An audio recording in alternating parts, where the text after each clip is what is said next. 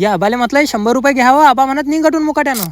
रात्री पाटील म्हणत चला आपण सुपोपळशीच्या यात्रेला जाऊ. जाणं तर आम्हाला दोघायलाच होतं. गाडी घेतली तिसऱ्याची. गाडीत पहिले 500 रुपयाचं पेट्रोल होतं आणि नांदुऱ्याचा रेल्वे गेट क्रॉस करून निघलो जळगाव रोड. भयानक थंडी होती भाऊ. पहिले तर निमगाव फाट्यावर थांबून गरम गरम दूध पेलं. तटून 360च्या स्पीडनं आलो सुपोपळशीत पोहोचताबरोबर जिसका हमें डर था तेच झालं. गर्दी गर्दी आणि गर्दी. आपली इन्स्टा फॅमिली एवढी अफाट आहे की मी जिल्ह्याच्या कोणत्याही कोपऱ्यात गेलो की त्या ठिकाणी गर्दी झाली. समजा गर्दी झाली की घरी आले जरा उशीर होते, पण तरी चांगलं वाटते कोणी भेटलं. काऊन की मागच्या वर्षी मी या ठिकाणी आलो होतो तर मला कोणीच ओळखत नव्हतं आणि या वर्षी आलो तर प्रत्येक जण मला ओळखते. आपली इन्स्टा फॅमिली तर भेटली, पण तेवढ्यात मला भेटले सचिन भाऊ. ते घरीच चालले होते, पण तेवढ्यात मी ना त्याला रामराम केला. त्याच्यासोबत 2-3 फोटो खिचून आलो अननस खायला. काऊन की आमचे पाटील म्हणत मला भूक लागली. तेवढं अननस खाऊन आम्ही दर्शनाला चाललो होतो. तेवढ्यात अजून आपले फॉलोअर भेटले. कठीण काम आहे रे भाऊ. म्हटलं आता हे काही मला दर्शन घेऊन येते. मंदिरामध्ये जो तो माझ्या तोंडाकडेच पाहिजे. दर्शन बारीत लागलो एवढं तरी बरं की जास्त गर्दी नव्हती. दर्शन घेऊन मंदिराच्या बाहेर आलो. का हो तुम्ही राहिलेच होते वाटते. यात्रेत आलो म्हणजे हा दया रेवडेचा प्रसाद नेणं कंपल्सरी असते. आबाले म्हटलं 100 रुपये घ्यावा. आबा म्हणत निघटून मुकाट्यानं. काऊन की आबाना पीजे जवळून पैसे घेतले. आमचा प्लॅन असा होता की आपण 10 वाजे लोक वापस. पण एवढी पब्लिक भेटली की आम्हाला 10:30 सुपोपळशीतच वाजले. मग पाटीलनं काढली गाडी रस्त्यानं भूताच्या गोष्टी करत आलो जेवण करायला. आमचं जेवण घेऊन झालं. आम्ही बाहेर निघलो तेवढ्यात पियुष भाऊला जेवण करायला. करा म्हटलं तुम्ही आरामात जेवण, आम्ही चाललो घरी. चला मग आज के लिए इतना ही. मिलते हैं पुढच्या व्हिडिओ. लोक बास.